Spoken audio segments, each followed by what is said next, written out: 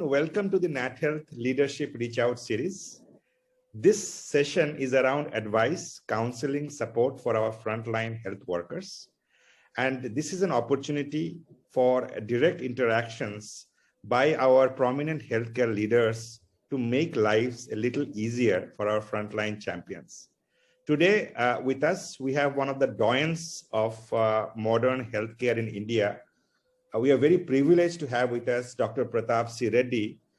And it's my honor to introduce him.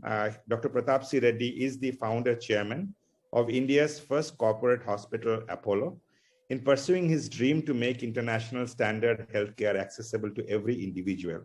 He created an inspiring legacy which has touched the lives of more than 150 million people from across 140 countries. Yet he believes Apollo's journey of healing has just begun. The son of an agriculturalist, Dr. Reddy hails from a little-known village, Aragonda in Andhra Pradesh, in southern India. He had a flourishing practice as a cardiologist, and yet at the behest of his father, and to serve the people of his homeland, Dr. Prathap Reddy returned to India in 1970 after nearly a decade of working in UK and USA. After he returned in Madras, the tragic loss of a 38-year-old patient who could not afford to travel to USA for advanced cardiac treatment set Dr. Reddy's thinking about how many more people India would lose because of this situation. He decided to change the status quo, and in doing so, he catalyzed a revolution in healthcare. In 1983, despite a million challenges, a 150-bed, the country's first private hospital, Apollo in erstwhile Madras, opened and ushered a sea change in the healthcare standards of the country. From its relatively humble beginnings, now there are about 75 Apollo hospitals with 12,000 beds, 38,000 pharmacies, more than 200 primary care and diagnostic clinics, 700 telemedicine units across 48 countries, and tie-ups with 6,000 common service centers for delivering healthcare through telemedicine, a global project consultancy division, 15 academic institutions, and a research foundation with focus on global clinical trials, epidemiological studies, and stem cells and genetic research. In addition, the opening of Apollo Hospital gave birth to the corporate health sector of India, which serves more than 70% of the country's medical needs and employs over 500,000 Indians. One of the world's largest private hospital groups, Apollo Hospital has emerged as Asia's foremost integrated healthcare organization and also as a preferred medical destination for patients around the world. With its advanced technology, organ donation, and world-class transnational healthcare system, Apollo Hospital performs more major surgeries than any other similar facility in the world. The success of Apollo Hospital has been a topic of several Harvard Business School studies, a true testimony of quality and consistency. As a responsible pioneer, beyond improving the medical landscape, many other critical aspects have been on Dr. Reddy's agenda. He has tirelessly worked on the issue of shortage of doctors in the country and continuously encouraged reverse brain drain. There are more than 22 million Pravasi Bharatis living outside India, of which over 300,000 are doctors, lighting almost every corner of the world. 3,000 medical graduates leave India annually, and more than 100 doctors return to Apollo hospitals in India every year. This not only speaks of the magnanimity of the organization, but is a great asset for the country.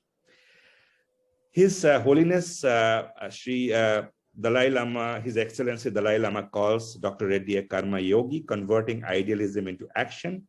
He asked his biographer Pranay Gupta in an interview as to what is a nation minus healthcare.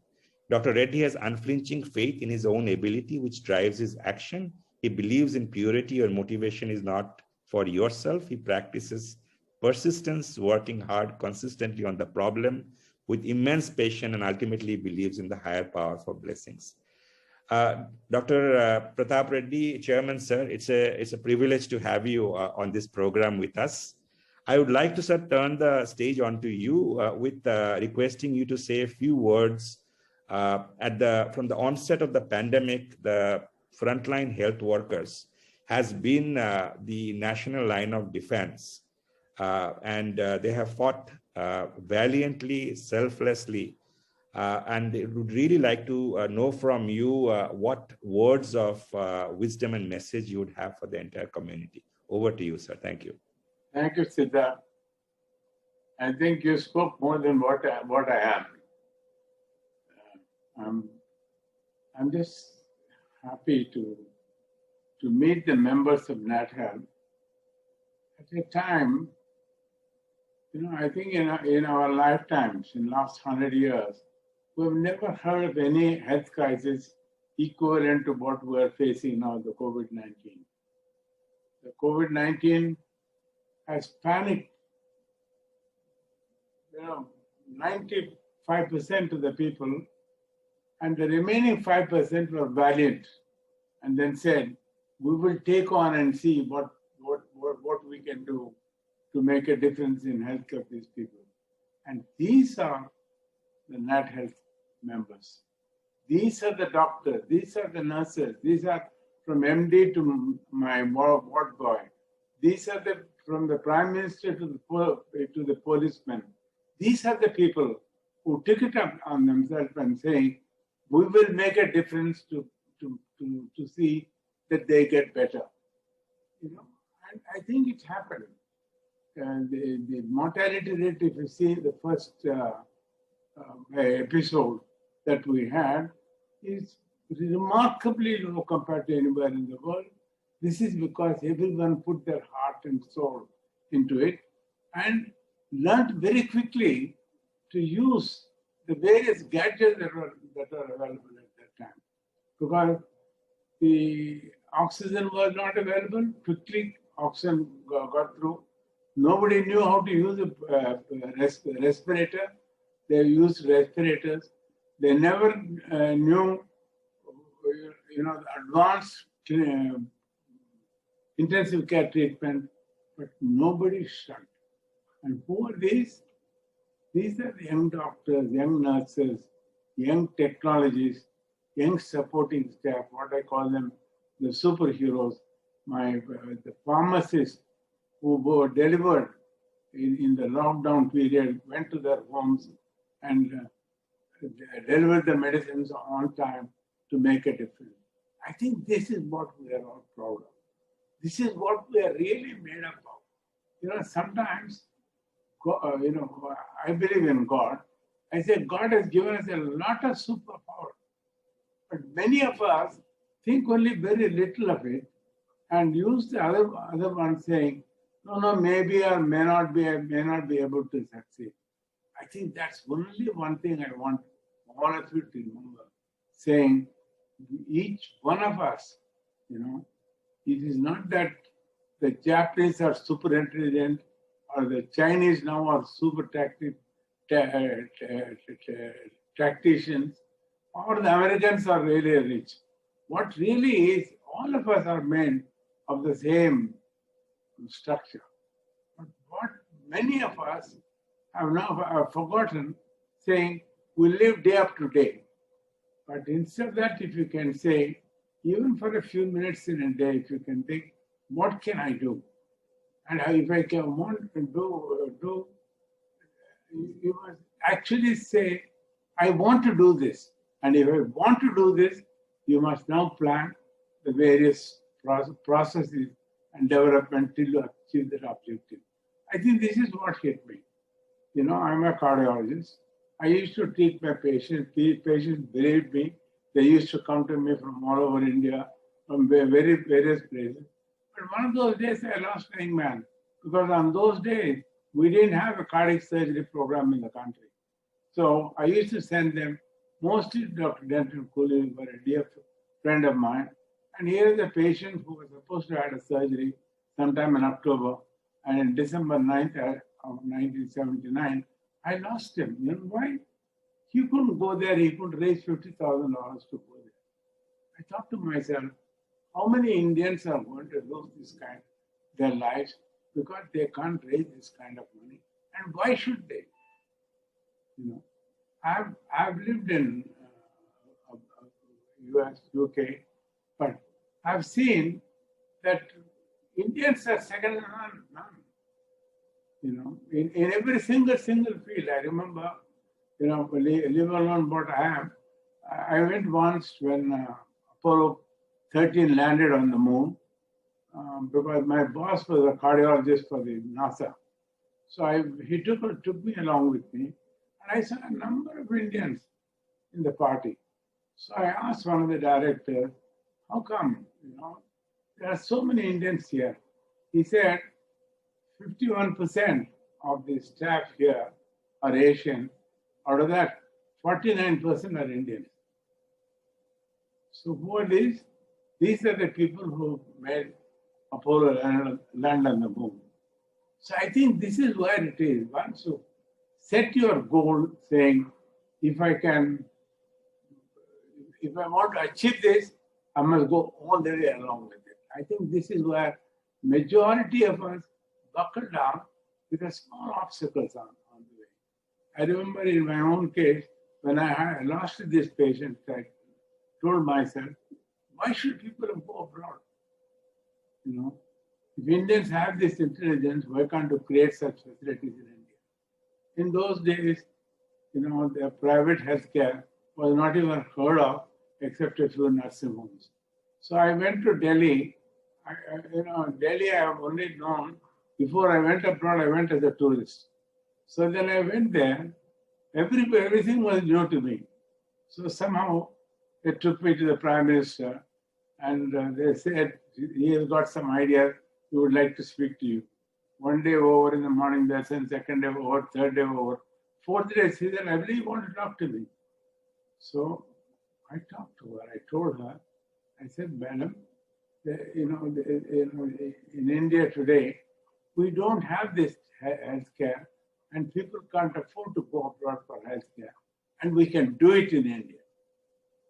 When I said that, immediately she called the private secretary, Krishna Rao Sahib, and then said, you must hear him, and I want something to be done. So he called the health secretary and said, I'm sending Dr. Reddy to you. I want a resolution before the cabinet on Thursday. Friday is the cabinet meeting. So I think the first thing was that the medical equipment was charged as a luxury item. This health luxury item, they charge 360% duty on that. So the first thing that we achieved was zero duty on medical equipment, provided you do some service to this.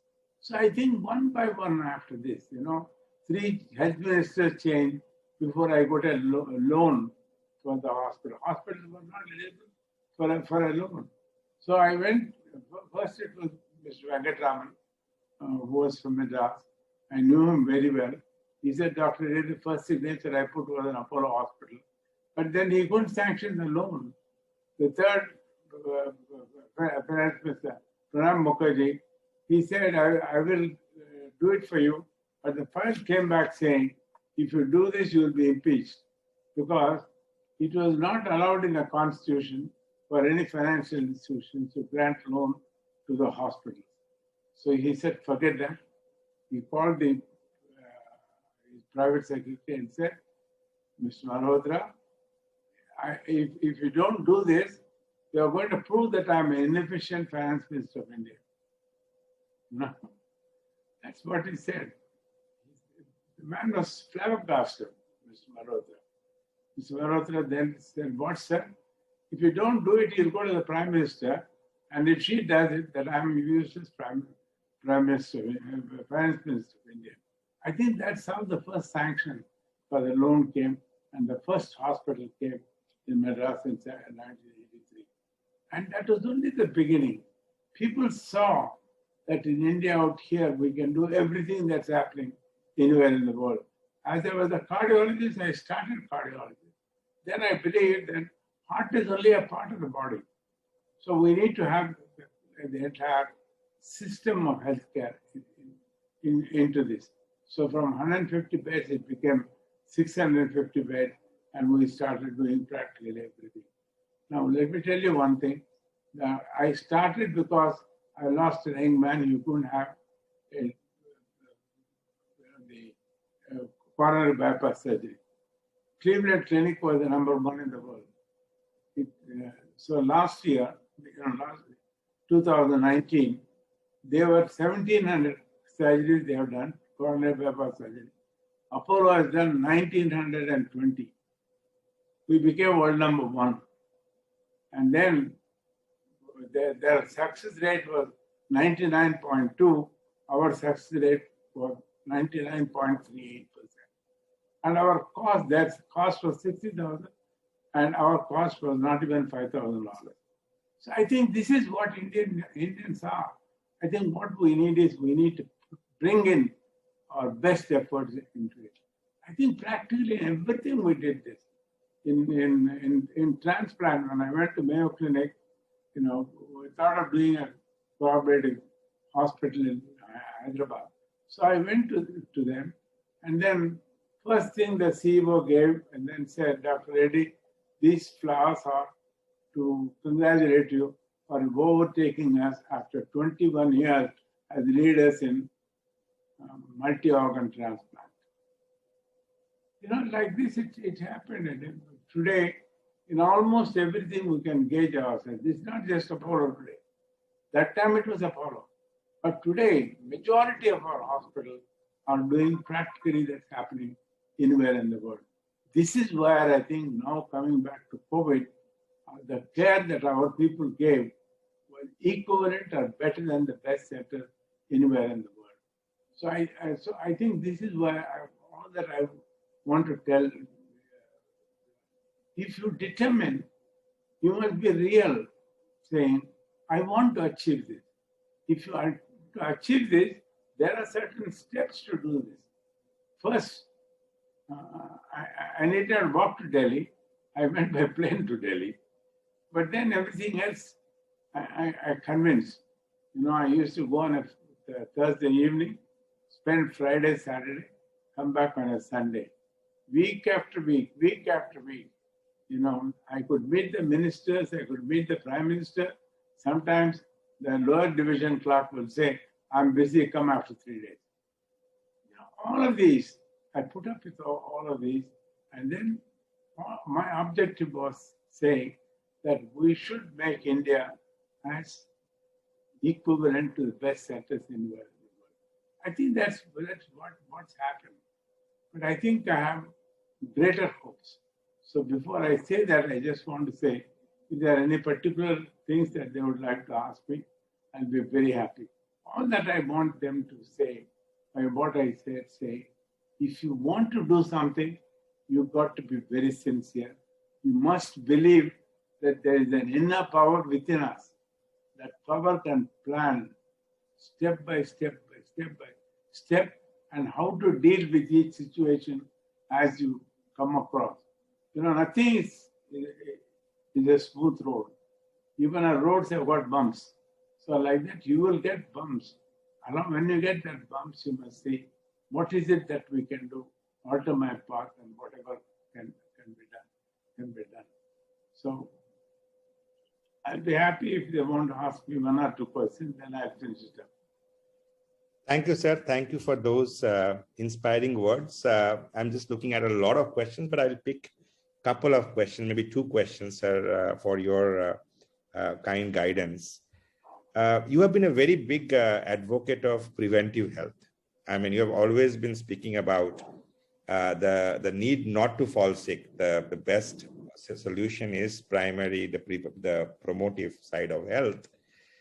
In this pandemic, you have seen both the promotive, preventive, curative, and the rehabilitative. All those aspects had to come together because this was a unique virus of its kind. With that in perspective, what lessons do you think this pandemic has left for our preventive health, strengthening our public health systems and screening the populations? Talking about pro-health, I just want to say one word. Yes, sir. In 2017, World Economic Forum said that this decade, that is 2020, 2030, 80% of deaths will be from non-communicable diseases. What are these non-communicable diseases? Diabetes, heart attacks, strokes, cancer, infections. Now I have added two more to this, obesity and mental illness. These 7 things are the non-communicable diseases which are supposed to cause that. And you know what the financial burden of this was? The World Economic Forum said the world will have to spend $30 trillion for it, and India has to spend $3.8 trillion. I said to myself, where is the $3.8 trillion for India to spend? So this is where I think we found saying, if a heart attack occurs, now we have I remember still in 1974 when American Cardiology, when they're talking about the heart attacks, I told them, you know, the Caucasian heart attack is different from Indian heart attack. How is that? I said, Indians get heart attack between 25 and 35. They said, Indians don't know the date of birth. I said, don't be foolish. They not only don't know the date of birth, they know the star under which they're born. But way back, 8 years later, 1982, in the same American Cardiology Conference in Los Angeles, they said 8 doctors didn't get up from the duty room. All of them are Indians. Then hell broke out. They said they eat coconut oil. I said, look, I know my patients from Kerala, they not only eat coconut oil, they rub it all over their body, but they are very healthy. Then they said ghee. I said, I know, I go anybody else, my own mother-in-law eats not teaspoons of ghee, tablespoons of ghee, and she's perfectly healthy. So I think now we know there are 10 different things which aggravate or bring on a heart attack. If you can avoid 9 of these, because genetics we can't alter. One of them is genetic. The genetic is supposed to be over a couple of 100 years ago, there was supposed to be a famine. During that famine, I think our gene got altered. So that I can't touch. But the other 9 factors, if you modify, you can save yourself from a heart attack. So this is what, in almost every single thing we studied and started, the first called the mass health checkup. Then I called it Apollo Health Check.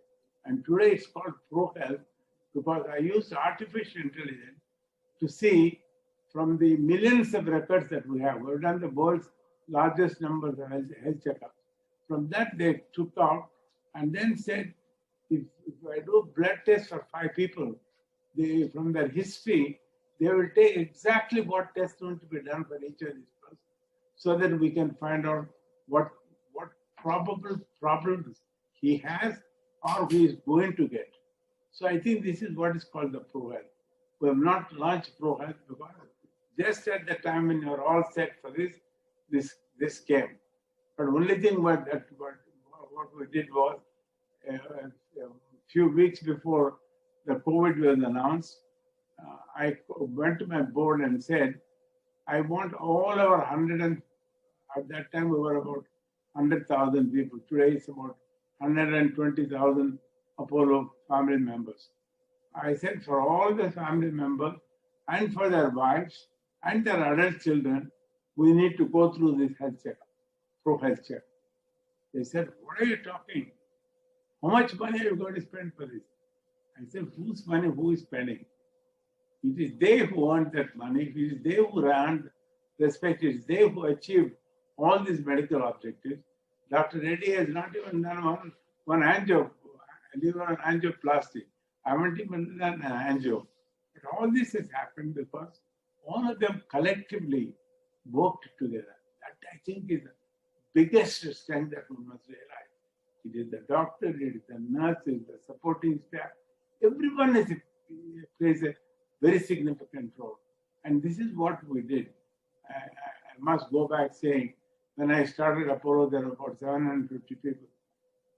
3 days before our president, Nani Dev Singh, was to come to inaugurate, I addressed them and then told them, I said, look, you've all come from different religions, different regions, different colleges, different degrees, but today we are all one.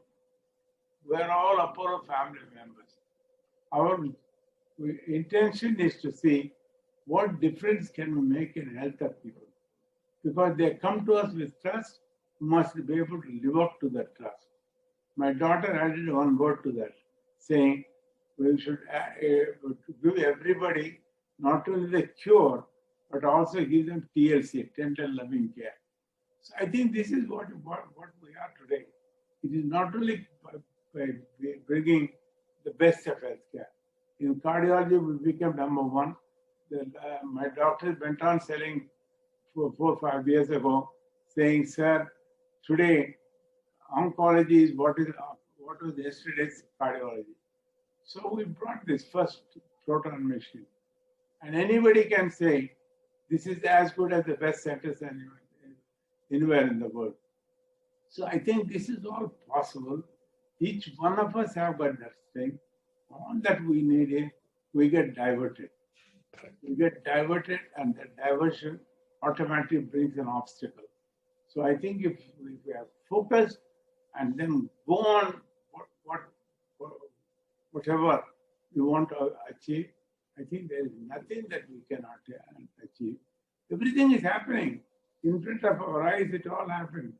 Started with electricity, starting with zero from Ramanujan, and today 5G. All of these are happening. So I think if they can do, why can't we do? We have the same brains. Our structure is the same. I think this is where I want all of NATHEALTH, because which is the richest country? The healthiest country is the richest country. So my desire is to see that India becomes the richest country in the world. We can do this by many ways. When 3 decades ago, when they gave infrastructure status for healthcare, I went to 3 prime ministers, 3 health ministers. All 3 of them felt shy to call healthcare infrastructure. So now I'm asking them, saying, all right, change it as healthy and happy project, and give them the concession. Believe me, India will become the global healthcare destination. Today, more than 150 countries are coming to various hospitals across the country for many, many, many things. And this will increase. The second thing is, I think for NATHEALTH people, you must all encourage them. Please encourage your families to get into healthcare, because there's a huge opportunity. In India, we need more healthcare people. The world needs more healthcare people. We can export 1 million people every year, and their remittances could be tremendous. More than remittances and money, I'm interested in what people talk about that. Previously in India means they used to talk, when my daughters went to school in America, they used to say, how many snakes crawl over you? Do you have a cot to sleep on? Today, after the IT people, the credit that they have brought to us, we look up. Indians look up today. And, the credibility that the IT people have brought. I think healthcare can do equal or even better than what NATHEALTH has done. For the technology has done for the country.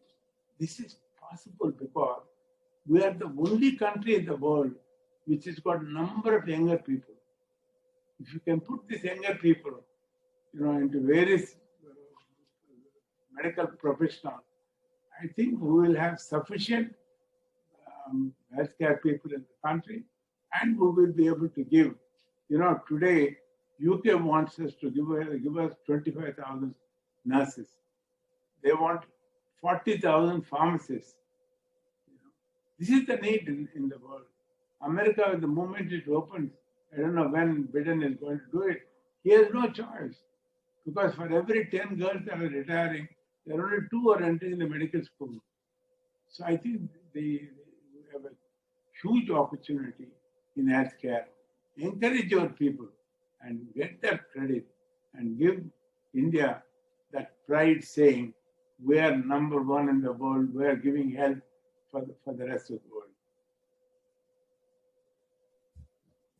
Sir, you have answered many questions in that response. Thank you so much. it's really your thoughts around the network and the multiplier effect that healthcare gives. It gives good health, it gives happiness, it gives employment, and it's intrinsic to the well-being of a nation, both economically and morally. So thank you very much for that canvas of thoughts. We're almost at the end of the time today, and sir, it's my privilege to take a minute. One word for you. Please, sir. You've been very dynamic. You made NATHEALTH as the #1 organization and people listen to you. If India has to really be #1 in the world, there are 4 things that we need to do. We need to do more clinical trials. We need to do more clinical research. We need to do innovation. And then we need to have patents. If a small country like Israel, 1 in 6 Israelis have a patent to themselves.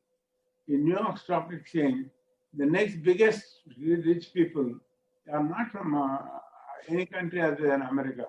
They are Israelis. So I think this is all possible, but we need these 4 things. Apart from focus in individual to say, I can do it and I will do it and I will achieve this. Apart from that, if the country can also encourage these 4 things, the clinical trial, the clinical research, innovation and patent, and believe me, no one can touch India. But I'm saying this particularly to you because you have got, now people are listening to you. Sir, you're always your wisdom, your guidance, and the vision with which you played a role in creating NATHEALTH. NATHEALTH will continue to pursue that vision. And all of us together, sir, are going to achieve the goals what you have outlined for us.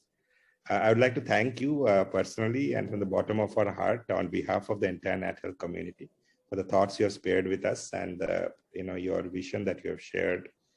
I also like to thank all the listeners and all the frontline health workers who have sent in their questions, who will listen to this webinar, this seminar, share their thoughts with us.